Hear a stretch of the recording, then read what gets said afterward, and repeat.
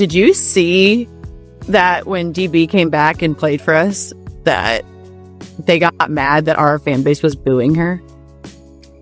I don't believe in booing former players unless they left on like some fun type shit. Sophie Cunningham just flipped the script on decades of WNBA media control. What began as a casual podcast convo about Dana Bonner's messy exit has exploded into a movement, and the old guard is scrambling. Sophie proved that players like her, Caitlin Clark, and the Indiana Fever don't need ESPN or legacy media to own their narratives. She bypassed the gatekeepers, spoke directly to fans, and sparked more genuine engagement than most sports reporters see in a year.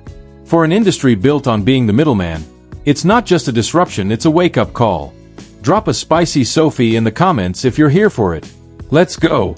I like DB because like DB was one of my vets when I was in Phoenix, and then we gathered here into Indiana, and like it was kind of a surprise that she was signed to Indiana anyway, and so we'll take her in a heartbeat. Like she's a Hall of Famer, she's a hell of a basketball player, can score from anywhere on the court. Before we dive into how Sophie accidentally exposed the cracks in the WNBA's media machine, imagine a league where players fully control their own narratives, no biased filters, no anti-Clark spin, no manufactured drama to stir up teammate tension. What Sophie just did goes way beyond the Bonner situation. This moment marks the beginning of a new era, one that could redefine who holds the power to shape the story in women's basketball. I just think, and you know way better than me, Yeah. but like, it just feels like people are jealous of this new little wave of. They are, but I just hate that because like this is what we've always wanted as a league. So like who cares who gets the credit? And if you're smart, you're making money off of them. Yeah. Like you are literally making money from the viewership. And why bully the person who is like not 100% responsible, but like has a huge role in growing your sport? Dude, and it literally like pisses me off when people are like, she's not the face of the league. Who would be? What? For years, legacy sports media controlled WNBA coverage, choosing who got airtime and which stories fit the brand. But Sophie just exposed how flimsy that system really is. Those media walls aren't stone, they're wet tissue paper. One unfiltered podcast episode was all it took to reveal the cracks, and now major outlets are scrambling to lock down player partnerships before they lose control of the narrative. The warning signs were in the numbers. Sophie's following has quietly soared past 1.6 million on TikTok and 1.1 million on Instagram, eclipsing the combined reach of many so-called WNBA insiders. And she built that audience while ESPN was busy acting like Caitlin Clark's record-breaking nights didn't matter. I went from I think like Followers, yeah. 350,000 and like maybe 200,000 on TikTok. You had 200,000 on TikTok a month ago? No, Before the fight. Before the fight, and then I had like 350 on 100,000 on Instagram. Over the night, or over like a day and a half, over 1 million on both. Insane. This is coming from me though, dude. I got tired of seeing myself. I get it. And I love myself. I get it. I love myself. I was over it. And here's the game changer. Sophie didn't rise by playing nice with the old guard. She connected by speaking the language real fans understand: unapologetic, competitive, and authentic. While others polished their image for the media, Sophie went straight to the people, giving them what ESPN's safe soundbites never did: raw honesty. That's when the power shifted.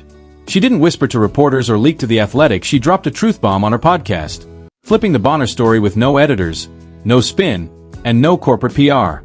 Back then, insider info would trickle to beat reporters, get watered down, and be handed to fans on the media's schedule.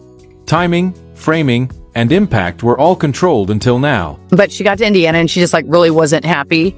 And like, I want people to be happy. So that's why I'm kind of like neutral on this one, which a lot of people are surprised about. She's towards the end of her career. So like, she deserves her flowers. She deserves to be happy. But I also think that if you're going to leave, like, you're going to have to expect getting booed. Like, Was there explanation when it happened? No. Not even privately? Yeah, I mean, okay. That's tough. And, yeah, okay. Well, I did say unless you leave on some you type shit, and that's what that is, so. yeah. Sophie looked at the old system and said, "No thanks." She told her story herself, and better than any outsider could, because she lived it firsthand. With the credibility, context, and platform to speak freely, she didn't need anyone's permission. It's a level of freedom the establishment media definitely doesn't want Caitlin Clark or any Indiana Fever player to have. I'm still rooting for her. Like, I want her to end her career and be happy, but I also think that, like, it's okay to be professional about it and, like, send a text to your teammates. Send a text and be like, hey, like, love you guys. Or you don't even have to say love you guys. Just like, hey, sorry this didn't work out. Good luck. Da-da-da-da. You know what I mean? Like, there's a way to handle that, I think. And here's the strategic bombshell no one else saw coming. Sophie's podcast isn't just her talking in a garage, it's backed by Colin Cowherd sports media powerhouse, The Volume. This is the first major crossover of a WNBA player's content with mainstream sports muscle. They didn't sign her out of charity or token support, they saw what ESPN missed.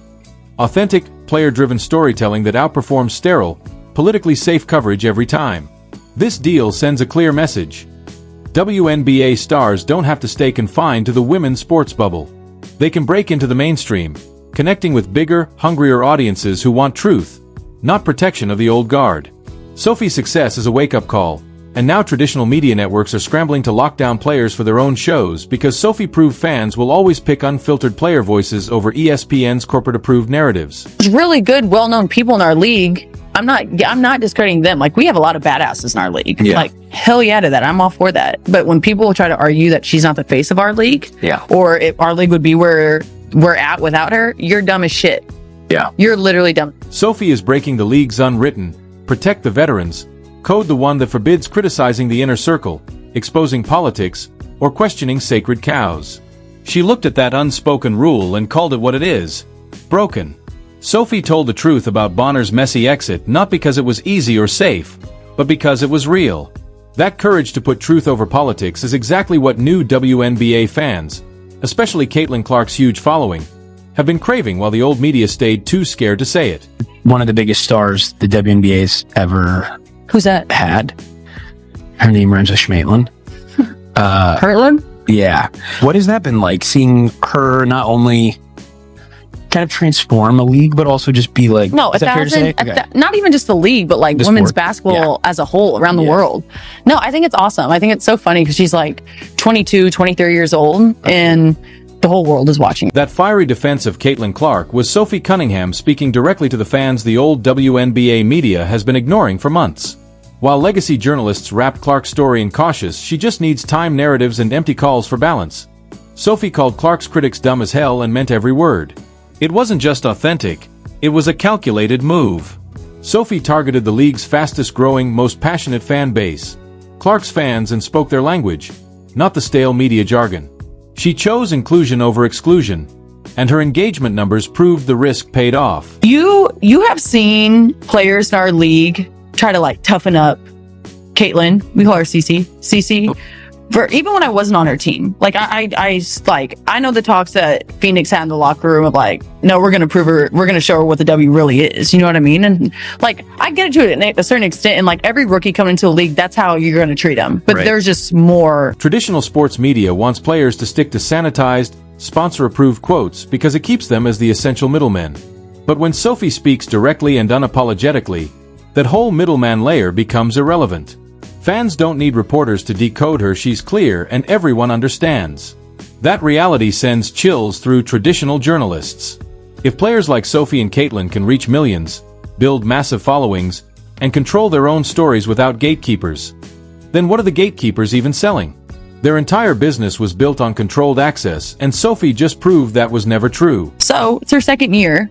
And like now being on her team and like seeing it, I'm like, what are people doing? Like actually it's just too much. And Yeah. like, it's just, I'm over. And if I'm saying it's too much, This shift isn't just about one player finding her voice.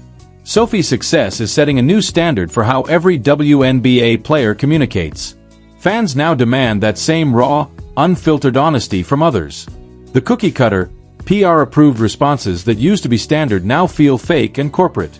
Other players are watching Sophie's numbers and the power she's built and asking why they still let media gatekeepers filter their words when they could speak directly to fans. The incentive system has completely flipped. Here's the prediction that will keep traditional editors up at night. Within 6 months, several big-name WNBA players will launch their own shows, following Sophie's cut out the middleman blueprint. The proof of concept is clear.